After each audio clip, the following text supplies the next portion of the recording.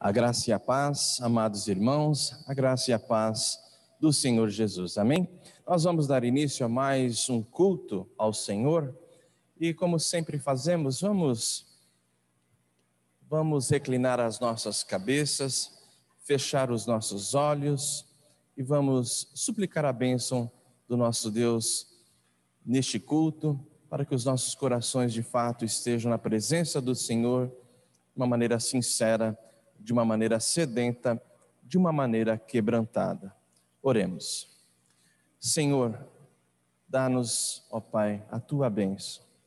Nós Te louvamos porque adentramos a Tua presença, através do sangue do Teu Filho amado Jesus Cristo, o nosso Senhor bendito, aquele que morreu por nós, que satisfez a Tua justiça.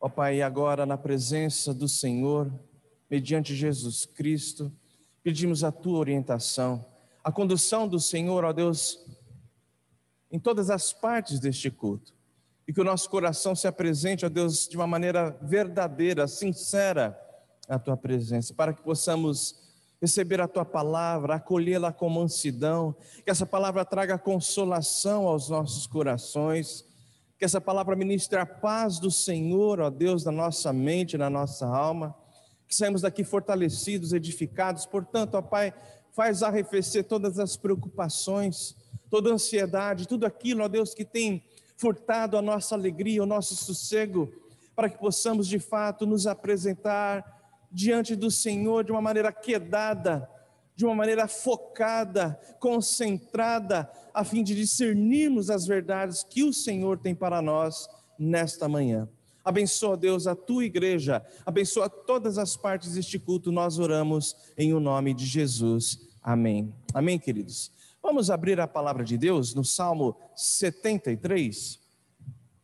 Salmo 73. Os irmãos estão me ouvindo bem? Sim? Pessoal do fundo? Então tá bom.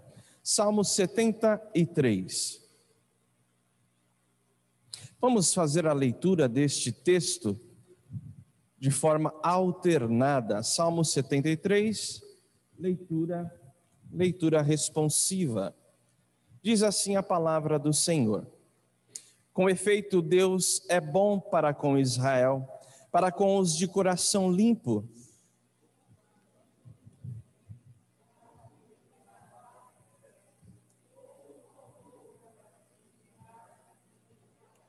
Pois eu invejava os arrogantes ao ver a prosperidade dos perversos.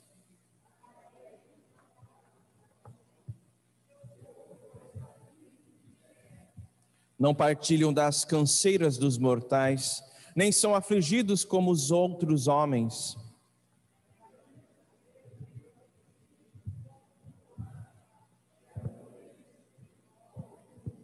Os olhos saltam-lhes da gordura, do coração brotam-lhes fantasias.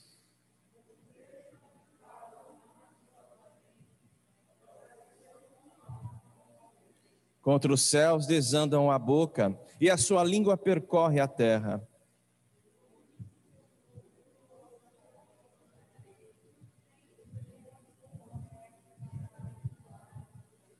E diz: Como sabe Deus? Acaso há conhecimento no Altíssimo?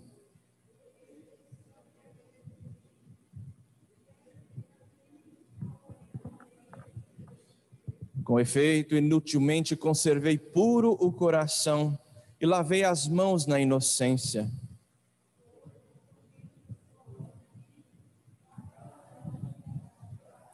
Se eu pensar em falar tais palavras, já aí teria traído a geração de teus filhos.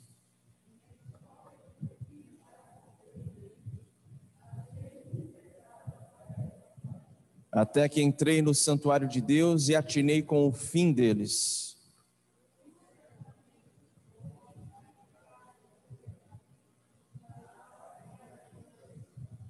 Como ficam de súbito assolados, totalmente aniquilados de terror.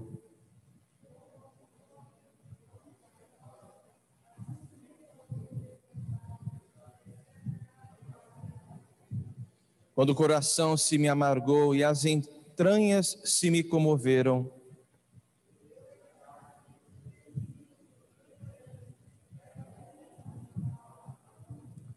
Todavia estou sempre contigo, tu me seguras pela mão direita.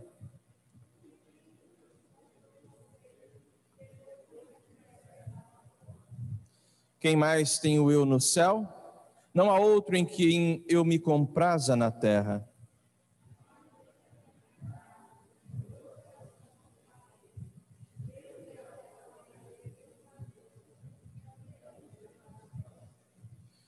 Os que se afastam de ti, eis que perecem, tu destróis todos os que são infiéis para contigo.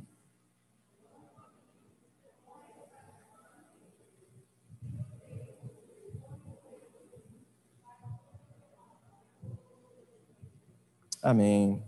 Quanto a mim, bom é estar junto a Deus. No Senhor Deus ponho o meu refúgio para proclamar todos os seus feitos. Amém. Fiquemos em pé, meus irmãos, e cantemos ao nosso Deus o hino 49. Cantemos com alegria, fiquemos em pé e cantemos ao nosso Deus este hino singelo, este hino de louvor e adoração, hino 49. Não é dos fortes a vitória, nem dos que correm melhor, mas dos fiéis e sinceros que seguem junto ao Senhor.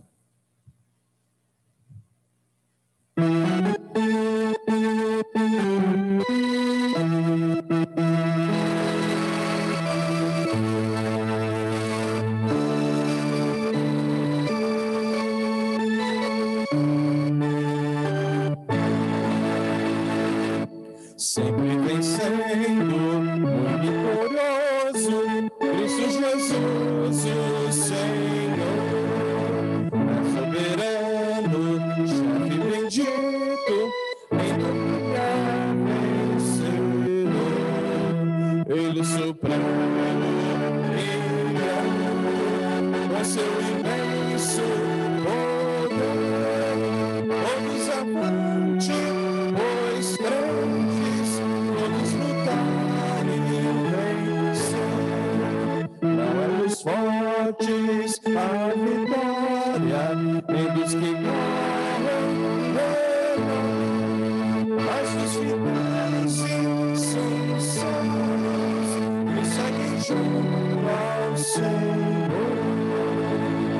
Sempre vencendo, vitorioso, Cristo Jesus, o Senhor.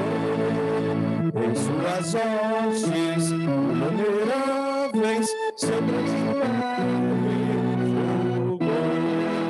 Em seu governo demonstra cuidado e amor sem igual. Sempre nos ama e protege no seu poder eterno. Não é dos fortes a vitória, nem dos que correm melhor, mas dos fiéis e sinceros que seguem junto ao Senhor. Sempre vencendo, glorioso, Cristo Jesus, o Senhor. Os vassalos, servos e chefes querem também seu favor. Senhor, desejo de glória e permitas lutar sempre ao teu lado, Senhor, até meus dias findar. Não é dos fortes a vitória, nem dos que correm melhor, mas dos fiéis e sinceros que seguem junto ao Senhor. Senhor, desejo e te imploro que me permitas lutar sempre ao teu lado invencível até meus dias findar. Que assim seja a nossa disposição. Podeis assentar, meus amados irmãos, convido à frente o Ministério de Missões, que irá partilhar com a igreja notícias do campo missionário. Momento importante, momento especial, em que nós receberemos essas notícias para que possamos contribuir com as nossas ofertas e também perseverar na intercessão pelos missionários. Bom dia, irmãos. Hoje nós vamos falar do missionário Osni e seus filhos, o Tiago e a Débora. Se os irmãos se lembram, eles trabalham com povos árabes, mais precisamente os beduínos, que são nômades que vivem no deserto. Também trabalham com os refugiados, tanto sírios, iraquianos e palestinos. Ele trabalha através do evangelismo pessoal, das visitas que eles fazem nas tendas, nas casas, nos lares das famílias, distribuição de Bíblias, também formação, abertura de pontos de pregações, porque as comunidades beduínas são bem separadas em várias regiões do deserto. Ele também está com a proposta da construção de um orfanato para as crianças da região e também participa do Projeto Abraão. O Projeto Abraão é um projeto para alcançar intercessores para a Coreia do Norte. Por que Coreia do Norte? Porque é o primeiro país, o país onde mais perseguição aos cristãos existe. Lá, você exercer sua fé, demonstrar de qualquer maneira sua fé, significa ir para o campo de concentração. Então, nós precisamos mesmo de mais intercessores para que os nossos irmãos sejam libertos e o evangelho possa ser divulgado lá livremente, tá? Nós vamos orar pelo missionário Osni e sua família, pedindo proteção para eles e recursos financeiros também, não só para a construção do orfanato, como também recursos financeiros para a própria família, tá? Quem quiser contribuir, pode usar esse envelope azul, que fica ali no fundo, ou através do envelope do dízimo, só que aí vocês avisam o presbítero Walter da quantia que será para missões, tá? E por último, eu queria falar para os irmãos que o Felipe tem preparado os vídeos e divulgado no grupo do WhatsApp e no YouTube da igreja. Eu gostaria de convidar os irmãos para verem os vídeos, ficam muito bons, ficam muito instrutivos, do que os missionários fazem, e eu gostaria que os irmãos também acessassem, tá bom? Eu vou pedir para o irmão Rodrigo orar para nós pelo missionário.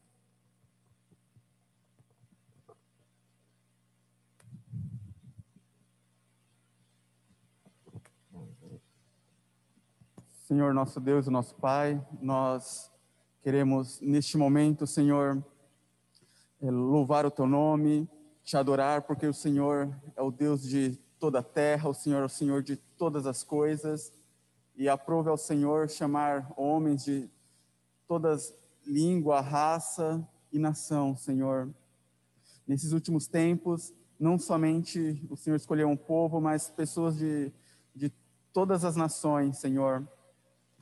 E pedimos neste momento que o Senhor abençoe o missionário Osni, que abençoe a sua família, que o Senhor possa abrir os campos, Senhor, missionários em meio a esse povo árabe, Senhor, ainda que seja um ambiente hostil, Senhor, pedimos que o Senhor abra os corações, que o evangelho possa prosperar neste lugar, que as pessoas possam ver ali aquele ponto de pregação, quando a palavra chegar, que a palavra possa render frutos, que essa igreja possa ser bem vista neste local, Senhor.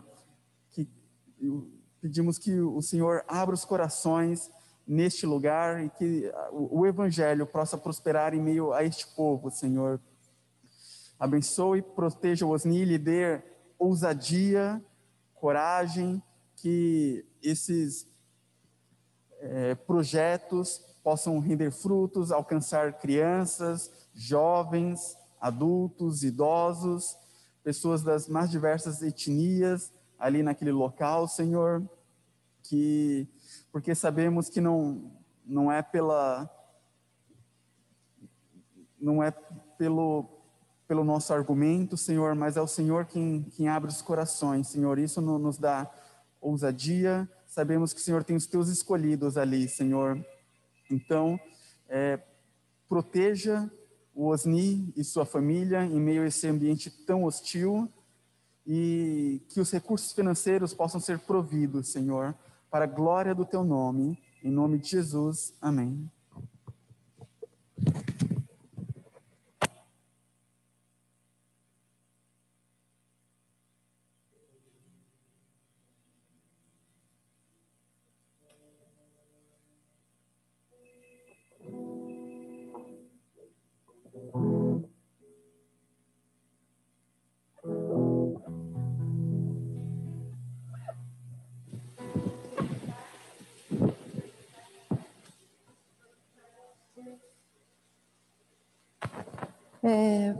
Paulo nos fala que todo joelho se dobrará diante do nosso Deus.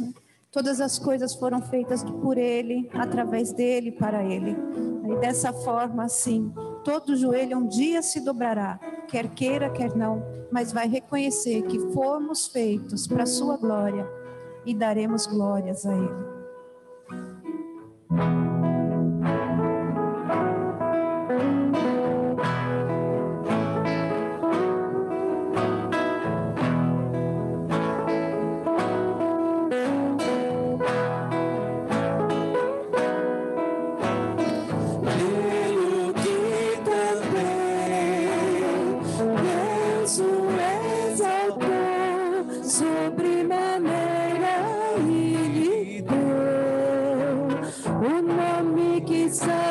Acima de todo nome,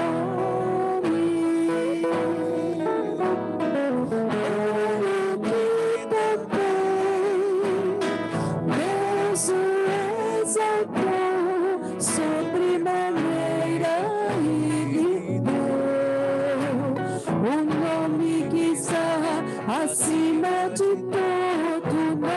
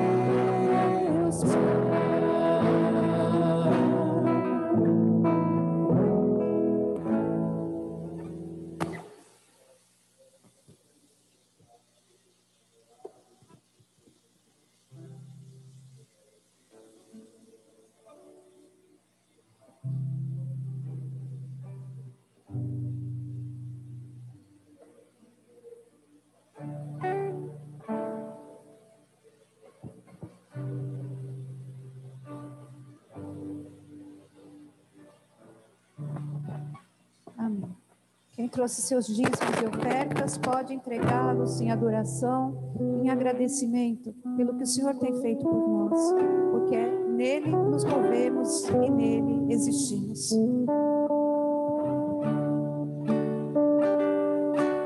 Nesses dias difíceis como os de hoje, né, nós sabemos que só em Cristo podemos confiar. Não são poderes, não são governos, não são decisões, mas a nossa esperança em tudo, no nosso respirar, no pão de cada dia, está em Cristo.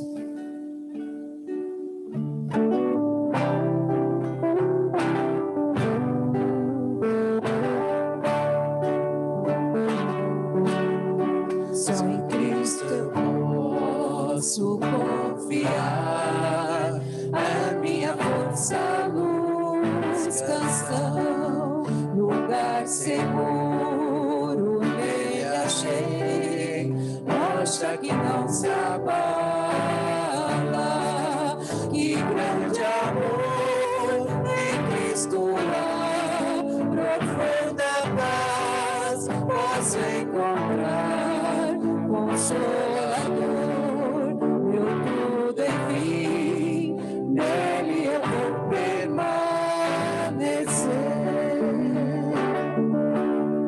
Só em Cristo o homem se tornou frágil bebê, mas pleno Deus, que dom de amor, justiça e paz, a salvação que a todos traz. Na cruz Jesus se padeceu, de pleno plano obedeceu, por meu pecado a dor sentiu, por sua morte eu vivo.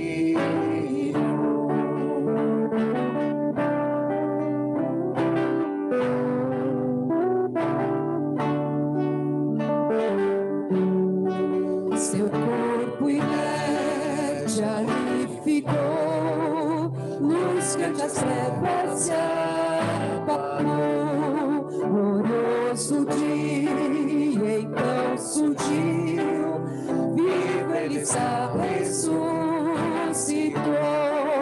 vitória eterna conquistou, do meu pecado livre estou.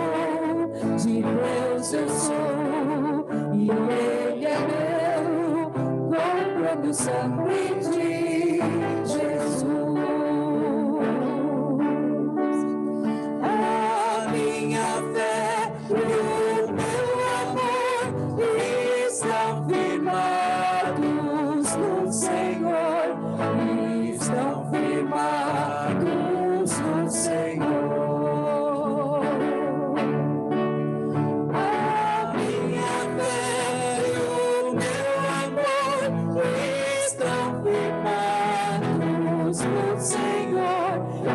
Estão firmados no Senhor. Não há mais culpa ou medo atroz, esse é o poder de Cristo em mim, por toda a minha vida aqui, Ele será meu guia, enfim, nenhum poder as outras mãos me afastar, até encontrar ou me chamar, em Cristo eu vou permanecer. Até encontrar ou me chamar, em Cristo eu vou permanecer.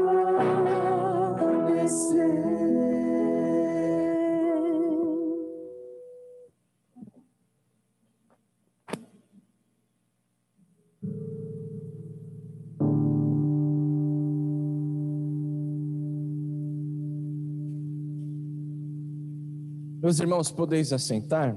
Vamos abrir o texto da exposição desta manhã, que se encontra em Malaquias capítulo 3. Malaquias capítulo 3, do versículo 13 ao versículo 3 do capítulo 4.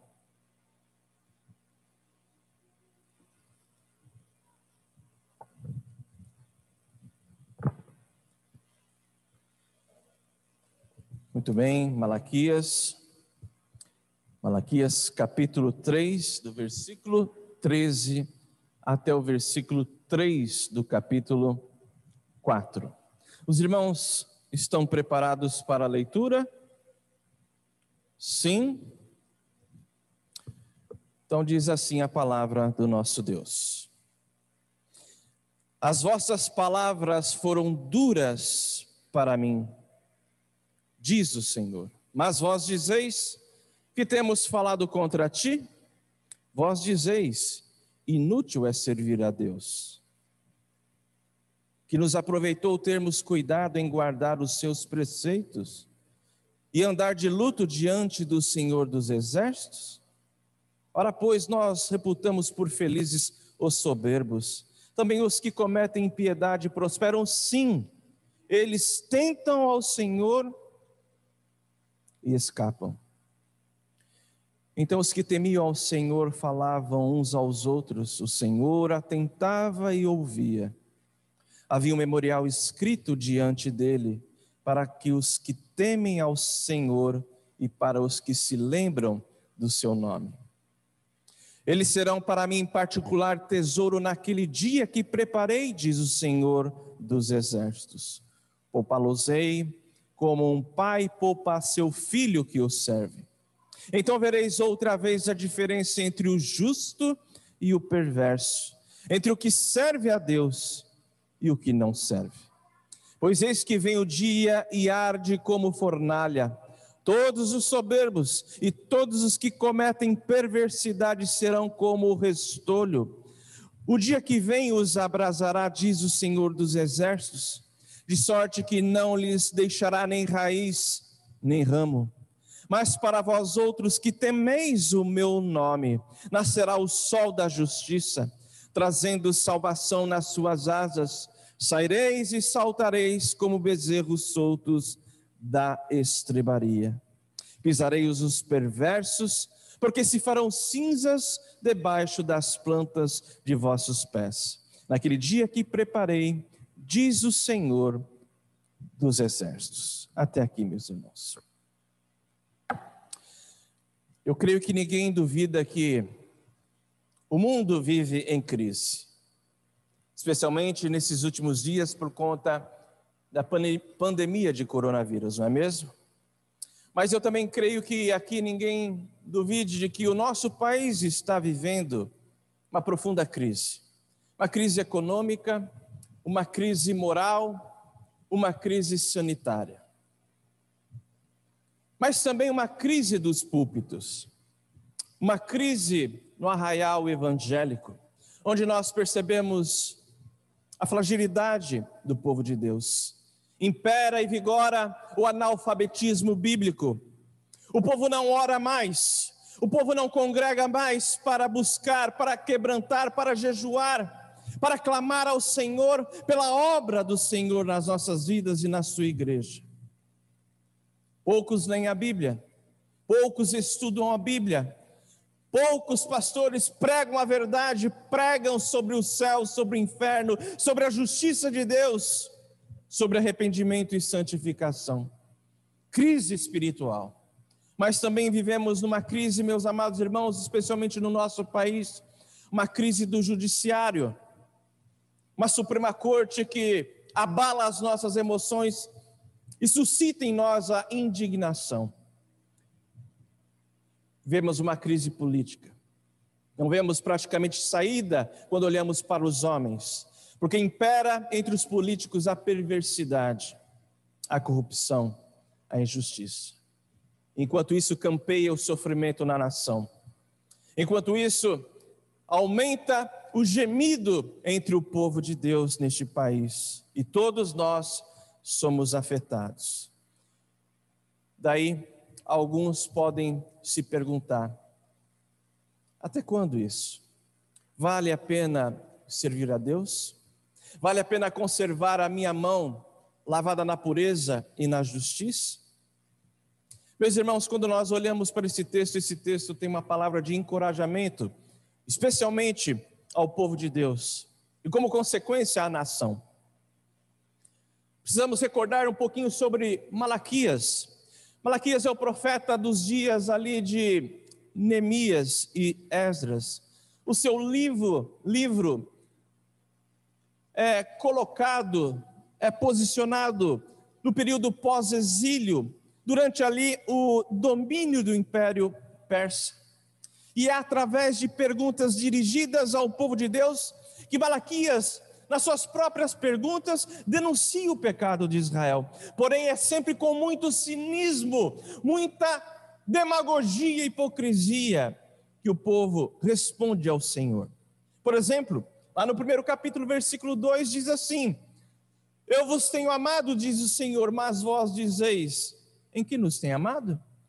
Capítulo 3, versículo 7, tornai-vos para mim, e eu me tornarei para vós outros, diz o Senhor dos exércitos. Mas vós dizeis, em que havemos de tornar?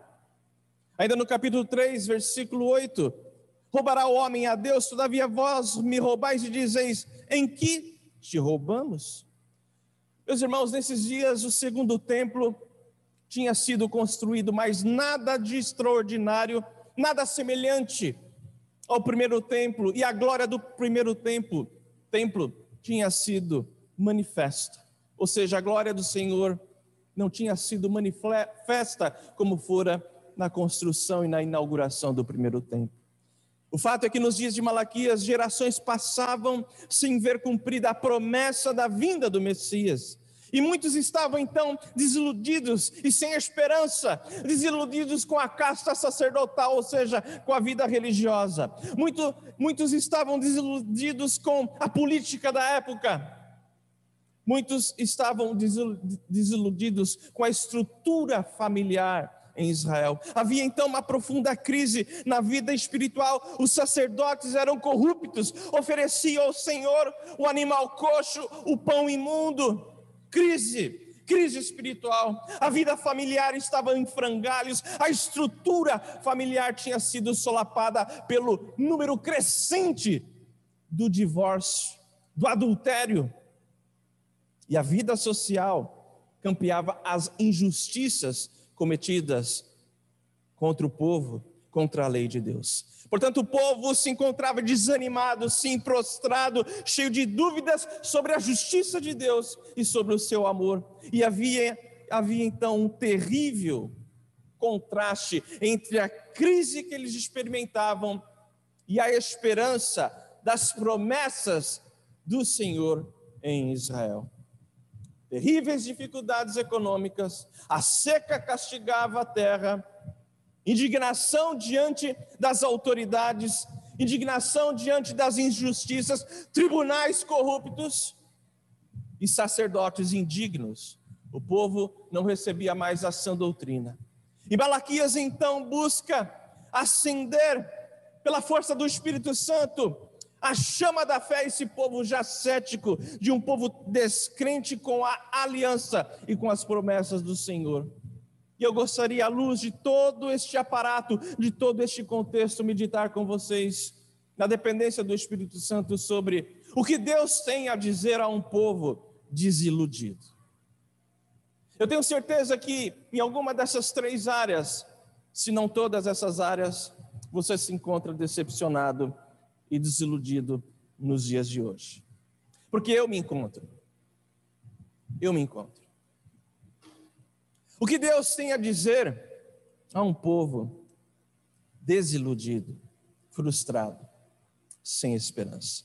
Primeira coisa que eu vejo à luz desse texto é que Deus nos diz: não se deixem levar pelas aparências. Em outras palavras, não se guiem por vistas.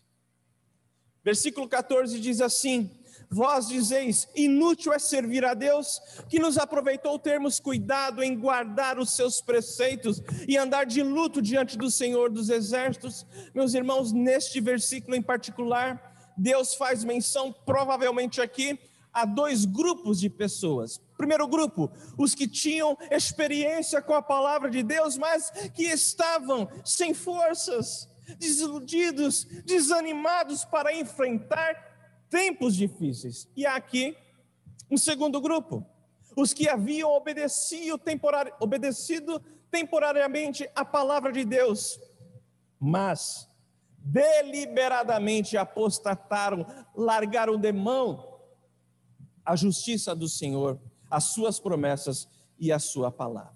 Eu vou me deter nesta exposição, especialmente no primeiro grupo.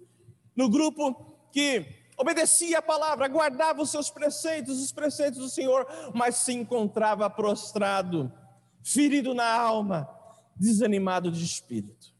Meus irmãos, Deus, a partir desse texto, traz um renovo àqueles que estavam quebrantados, frustrados, céticos e sem forças.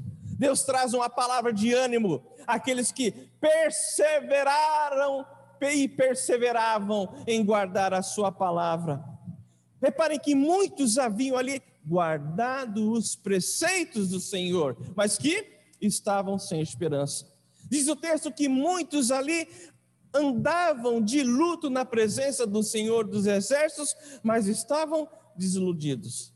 E então Malaquias irá mostrar que há uma grande diferença entre o justo, entre o crente e o perverso. Ele mostrará que essa diferença já pode ser vista nesta vida, mas sobretudo será manifesta de uma maneira muito mais clara no dia do Senhor. Reparem comigo aqui as duras palavras ditas ao Senhor por um povo desiludido, versículos 13 a 15. As vossas palavras foram duras para mim, diz o Senhor. E sabe o que o povo dizia? Respondia: que temos falado contra ti? Então Deus responde: vocês têm falado que é inútil me servir. Versículo 14, vós dizeis, inútil é servir a Deus. Vós dizeis, o que nos aproveitou termos cuidado em guardar os seus preceitos. Vós dizeis, nós reputamos por felizes os perversos, os soberbos, os que cometem impiedade. Sim, eles prosperam, Deus. E eles tentam ao Senhor. E sabe o que acontece, Deus? Eles escapam. É isso que a nação dizia ao Deus de Israel. Palavras duras. Palavras que remetem à seguinte ideia: Senhor, nós não vemos o Senhor cumprindo as suas promessas. Nós vemos os incrédulos, os ímpios. Nós vemos que eles são mais felizes do que nós. Portanto, é inútil, Senhor, servi-lo, obedecê-lo. É inútil pedir perdão pelos nossos pecados a Ti. Isso estava no âmago de um povo desanimado. Meus irmãos, essas palavras foram duras, diz o Senhor. Foram duras porque questionavam a justiça de Deus e o seu amor e as suas promessas. O povo olhava para a prosperidade das nações pagãs, olhava para os próprios judeus perversos que aumentavam as suas riquezas, enquanto o povo fiel sofria as injustiças. Os desiludidos chegaram a pensar que os perversos afrontam a Deus e nada acontece, nada lhes acontece. Eu quero lhes dizer que esta crise do povo de Israel não foi a primeira e nem a última. O próprio salmista Asaf, como lemos no Salmo 73, aqui 3 versículos, primeiro versículo 13 lá do Salmo 73, diz assim: pois eu invejava os arrogantes, ao ver a prosperidade dos perversos. Versículo 12, eis que são estes os ímpios e sempre tranquilos, aumentam as suas riquezas. Ainda no Salmo 73, versículo 13, com efeito, isto é, certamente, inutilmente conservei puro o coração e lavei as mãos na inocência.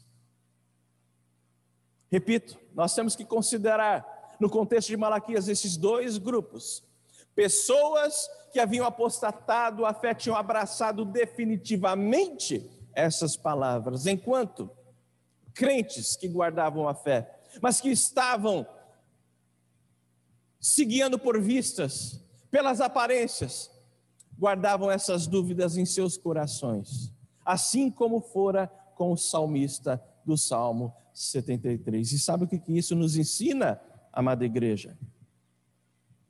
Que se o justo, que se o crente, por vezes,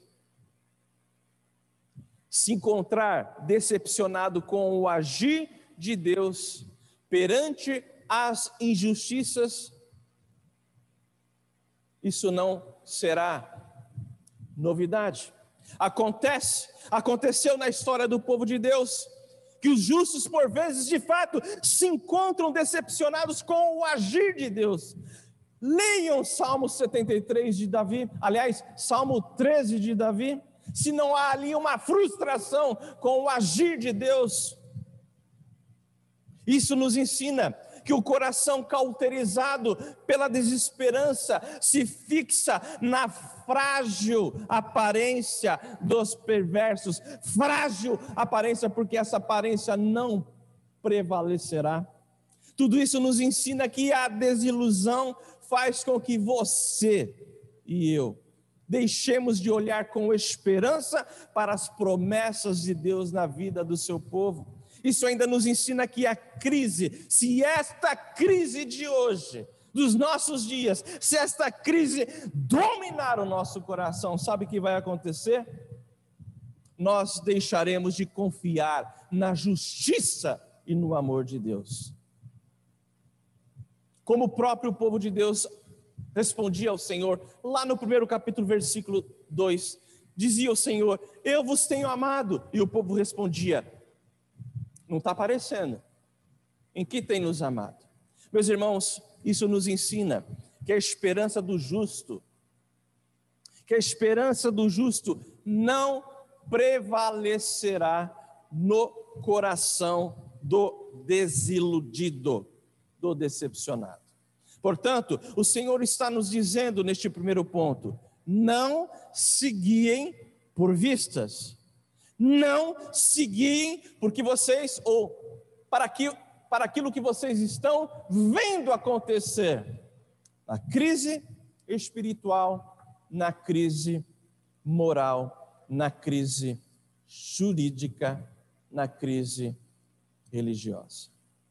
Segundo ponto que Deus tem a nos dizer em dias de desesperança. Segundo lugar, nunca perca de vista a minha misericórdia. Não se guiem por vistas, como diz aquela canção, não é mesmo? Não me guio por vistas, alegre estou. Não é assim? Olha, você está sorrindo por quê? Porque é assim mesmo, né?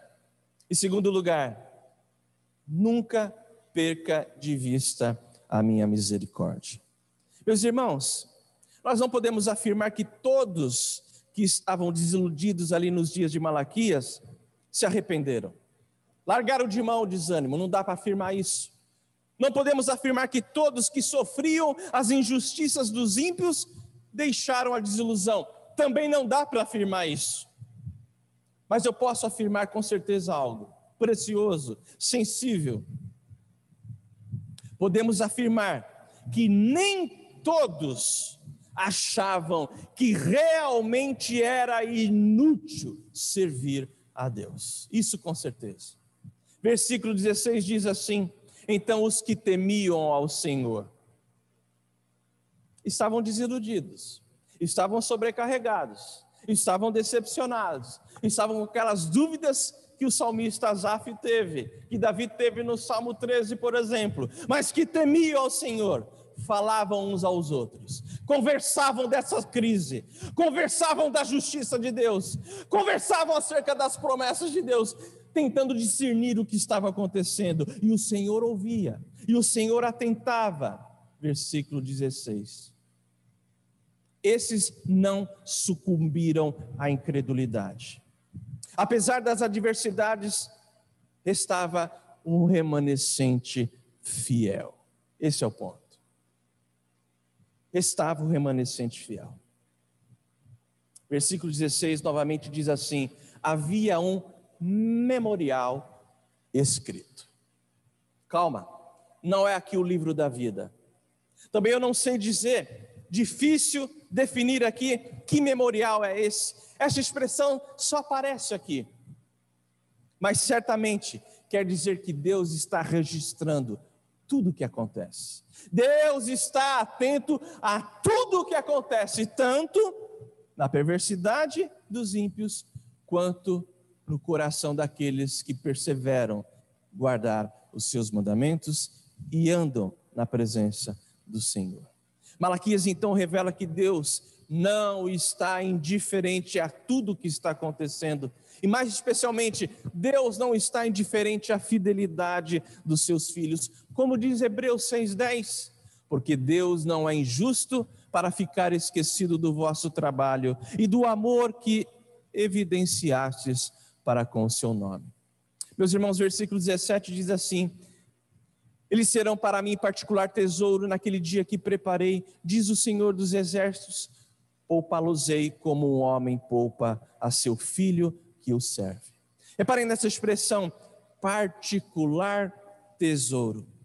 Deus está mostrando que mesmo dentre o povo, dentre um povo desanimado, desiludido, Deus está mostrando o valor dos que lhe pertencem.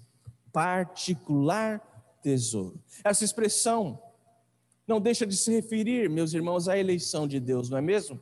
Porque Pedro diz lá na sua primeira epístola, capítulo 2, versículo 9, vós, porém, sois o quê? Raça eleita, sacerdócio real, nação santa, povo de propriedade exclusiva. Reparem o paralelo, povo de propriedade exclusiva, particular tesouro. Diz o Senhor a nós, como disse aquela geração, eu vos tenho amado. Deus tem nos dito, eu vos tenho amado. Sim à crise, sim à perversidade, sim à corrupção, existe a crise sanitária, os descasos, a crise nos tribunais, mas Deus está nos dizendo, eu vos tenho amado. E ainda há uma expressão aqui no versículo 17, naquele dia que preparei. Ah, meus irmãos, no dia do juízo, a misericórdia de Deus se mostrará ainda mais clara aos olhos do seu povo. Hoje nós vemos, sentimos, experimentamos a misericórdia de Deus, mas aguardem, porque no dia do juízo vocês se depararão com a grandeza desta misericórdia. Os que temem a Deus serão poupados, como o pai poupa o seu filho. No dia do Senhor será patente aos homens a diferença entre o filho de Deus e o perverso. E por isso Malaquias diz no versículo 18, então vereis outra vez a diferença entre o justo e o perverso, entre o que serve a Deus e o que não serve. Meus irmãos, sabe o que isso nos ensina? Deus tem um povo fiel. Esse povo pode passar sim e passa por desilusões, por fraquezas, por decepções, mas este é o povo da aliança. E como disse Jeremias capítulo 33, assim diz o Senhor, se puderdes invalidar a minha aliança com o dia e a minha aliança com a noite, de tal modo que não haja nem dia nem noite a seu tempo, poder-se-á também invalidar a minha aliança com Davi, a minha aliança com o meu povo, a minha aliança com o remanescente fiel, a minha aliança com a minha igreja. Isso nos ensina que esse texto nos ensina que a nossa esperança está apoiada, sim, nas promessas de Deus, assim como diz Hebreus capítulo 6, quando Deus quis mostrar mais firmemente aos herdeiros da promessa a imutabilidade do seu propósito, se interpôs com juramento. E sabe por quem ele jurou? por Ele mesmo. Meus irmãos, esse texto nos ensina que a misericórdia de Deus está firmada, sabe no quê? Na sua imutabilidade. Capítulo 3, versículo 6 diz assim: porque eu, o Senhor, não mudo. E porque eu não mudo, vocês não serão consumidos. Se Deus olhasse para o nosso desânimo, para a fraqueza da nossa fé, para os nossos pecados, para a nossa desilusão, para as nossas injustiças, mas o Senhor não muda, porque Ele é Deus de graça e de misericórdia sobre o seu povo. Isso nos ensina ainda que a misericórdia de Cristo jamais deixará você. O Senhor Jesus disse em Apocalipse 3:5, o vencedor será assim vestido de vestiduras brancas, e de modo nenhum apagarei o seu nome do livro da vida. Aqui sim, livro da vida. Pelo contrário, confessarei o seu nome diante do meu Pai e diante dos seus anjos. Ou seja, jamais Cristo furtará a sua misericórdia ao seu povo. Em último lugar, o que Deus tem a dizer ao seu povo que vive dias difíceis e que porventura esteja desiludido. Terceiro lugar.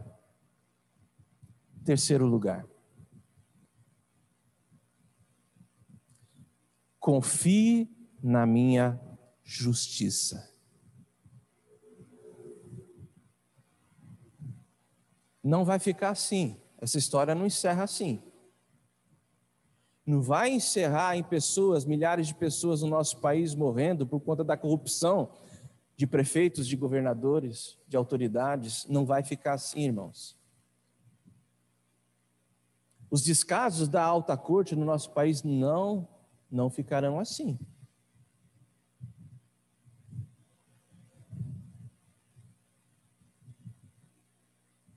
Não se guiem por vistas.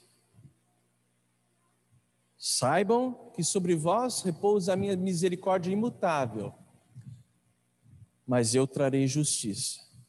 Eu farei, diz o Senhor, brilhar o sol da justiça. Reparem, meus irmãos, a justiça de Deus contra os perversos. Versículo 1. Pois eis que vem o dia e arde como fornalha. Todos os soberbos e todos os que cometem perversidade serão como o restolho. O dia que vem os abrasará, diz o Senhor dos Exércitos, de sorte que não lhes deixará nem raiz nem ramo. Versículo 3. Pisareis os perversos, porque se farão cinzas debaixo das plantas de vossos pés, naquele dia que preparei, diz o Senhor dos Exércitos. Reparem a expressão aqui, versículo 1. Pois eis que vem o dia e arde como fornalha, e depois não lhes deixará nem raiz nem ramo. Meus irmãos, quando Jesus voltar, ocorrerá a consumação dos séculos, e neste dia Deus extinguirá definitivamente todo o mal, toda a injustiça, e no dia do Senhor, o Senhor Jesus trará a sua justiça, justiça sobre os maus, justiça sobre os corruptos, justiça sobre os perversos. E o próprio Senhor Jesus diz em Apocalipse capítulo 21, versículo 8: quanto porém aos covardes, aos incrédulos, aos abomináveis, aos assassinos, aos impuros, aos feiticeiros, aos idólatras e a todos os mentirosos, a parte que lhes cabe será no lago que arde com fogo e enxofre, a saber, a segunda morte.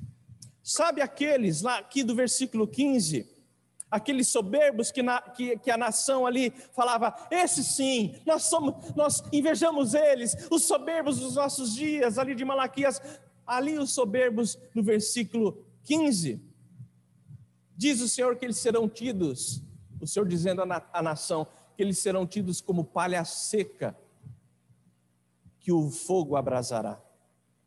E então virá o sol da justiça.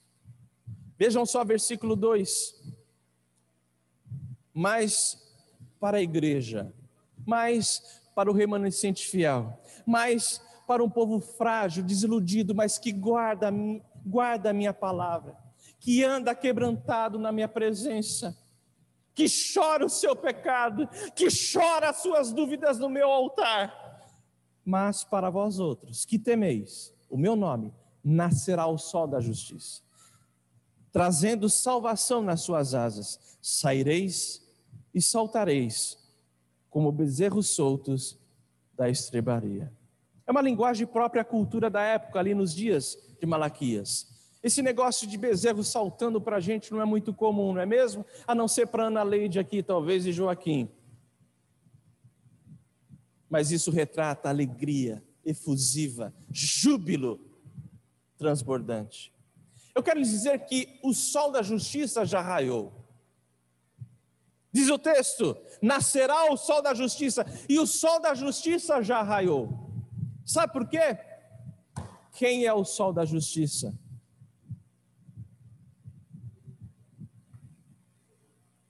Jesus Cristo. Jesus é o sol da justiça. Meus irmãos, Deus enviou Malaquias para restaurar a expectativa da redenção messiânica em Israel. Aqueles que temiam ao Senhor deveriam confiar que o reino do Messias traria plena justiça, plena salvação e eterna glória e alegria. E o sol da justiça já começou a brilhar quando Cristo morreu por nós na cruz. Repare o que diz Paulo, 2 Coríntios capítulo 5, versículo 21. Aquele que não cometeu pecado, ele o fez pecado por nós, para que nele, em Cristo, fôssemos feitos o quê? Justiça de Deus. Jesus recebeu a ira, Jesus recebeu o juízo de Deus no nosso lugar. O sol da justiça já veio. O sol da justiça morreu na cruz por você. Romanos 3, 24 a 25, sendo justificados gratuitamente por sua graça, mediante a redenção que há em Cristo Jesus, a quem Deus propôs no seu sangue como propiciação mediante a fé, para manifestar o quê? O sol da justiça, para manifestar a sua justiça, por ter Deus, na sua tolerância, deixado impunes os pecados anteriormente cometidos. O sol da justiça já se manifestou, e manifestou numa manjedoura, manifestou entre os apóstolos, manifestou na Palestina, na Galileia, em Belém, em Cafarnaum, em toda a Judéia, manifestou no Gólgota, manifestou na cruz, manifestou ressurreto dentre os mortos. 40 dias esteve entre nós ressurreto, o sol da justiça. Mas esse sol da justiça que é Jesus, brilhará plenamente quando voltar. E aí o próprio Senhor Jesus diz, Marcos 13, naqueles dias, após a referida tribulação, o sol escurecerá, a lua não dará sua claridade, as estrelas cairão do firmamento, e os poderes do céu serão abalados. Então verão o Filho do Homem vir nas nuvens, com glória e poder. E ele enviará os anjos, e reunirá os seus escolhidos, você, dos quatro ventos, da extremidade da terra até a extremidade do céu. Meus irmãos, Cristo inaugurou o seu reino, mas ainda falta a consumação deste reino. No dia do Senhor, então, reparem, no dia do Senhor, a profecia de Malaquias se cumprirá totalmente. Essa profecia de Malaquias não se cumpriu totalmente ainda, mas no dia do Senhor ela se cumprirá totalmente. Por isso que nesse dia, Jesus disse que Deus enxugará dos olhos toda lágrima, e a morte já não existirá, já não haverá luto, nem pranto, nem dor, porque as primeiras coisas passaram. Um tempo de injustiça e corrupção e sofrimento passou, e o vencedor herdará estas coisas, e eu lhe serei Deus, e ele me será filho. Irmãos, Jesus está voltando. A cura para os justos que agora estão sofrendo está vindo. No dia do Senhor, todo tipo de injustiça e sofrimento acabarão. E o que isso nos ensina? Eu encerro dizendo que isso nos ensina que jamais será inútil servir e amar a Deus. Não se guiem por vistas. Vejam a minha misericórdia. Confiem na minha justiça. Jamais será inútil. Isso nos ensina que Deus tem um dia para julgar a Satanás, para julgar todo o mal. Isso nos ensina que a nossa esperança não deve estar somente nesta vida. A nossa esperança não deve estar somente em Cristo, atuando apenas nesta vida, como diz o apóstolo Paulo. Se a nossa esperança em Cristo se limita apenas a esta vida, nós somos infelizes, somos miseráveis, não entendemos, não discernimos as verdades espirituais e nem a justiça de Deus. Isso nos ensina que precisamos ter uma vívida esperança como teve Abraão. Querem olhar para a esperança de Abraão? É disso que Deus gosta. É isso que Deus quer. Diz assim, Hebreus capítulo 11. Pela fé Abraão peregrinou na terra da promessa como em terra alheia, habitando em tendas com Isaque e Jacó, herdeiros com ele da mesma promessa. Por quê? Porque aguardava a cidade que tem fundamentos, da qual Deus é o arquiteto e o edificador. Mas você deve estar pensando assim, pastor, desce o porrete então nos perversos, desce o malho nos ímpios, descemos a guilhotina nos perversos. Se você está pensando isso, você não entendeu que a justiça compete a Deus. Só Ele é santo e justo para julgar todas as coisas. Sabe o que compete a nós em tempos de decepção e desilusão? Pregar o Evangelho. Pregar para que estes homens se arrependam dos seus pecados. Anunciar a eles o juízo de Deus, para que se arrependam, para que chorem os seus pecados. E é por isso que Deus nos mantém nesta terra, para que possamos brilhar neste mundo tenebroso como luzeiros, numa geração corrupta e perversa. Meus irmãos, nós precisamos pregar o Evangelho, assim como Pedro pregou: arrependei-vos, pois, e convertei-vos, para serem cancelados os vossos pecados. Meus irmãos, esse texto nos ensina que somos ministros da reconciliação. Paulo diz, de sorte que somos embaixadores em nome de Cristo. Como se Deus exortasse por nosso intermédio, em nome de Cristo, pois rogamos que vos reconcilieis com Deus. Mas não se esqueçam, não se guiem por vistas. Nunca percam de vista a misericórdia de Deus. E confiem na justiça do Eterno. Que Deus nos abençoe. Vamos encerrar? Vamos ficar em pé? Oremos. Senhor, nós estamos cansados, ó Pai, de ver tanto mal, de tanta corrupção, de tanta covardia, tanta ignomínia. Mas não estamos surpresos, ó Deus, porque o Senhor assim nos revelou que nos últimos tempos os homens serão desafeiçoados. Senhor, faz aquietar o nosso coração na Tua misericórdia, na Tua justiça. Perdoa os nossos pecados, porque muitas vezes nos guiamos pelas injustiças e detemos o nosso coração nas aparências. Se há dúvida no nosso coração, se há apego à tristeza e à desilusão, restaura, Senhor, a nossa vida. Traga, Senhor, à nossa alma a Tua grande e infinita misericórdia.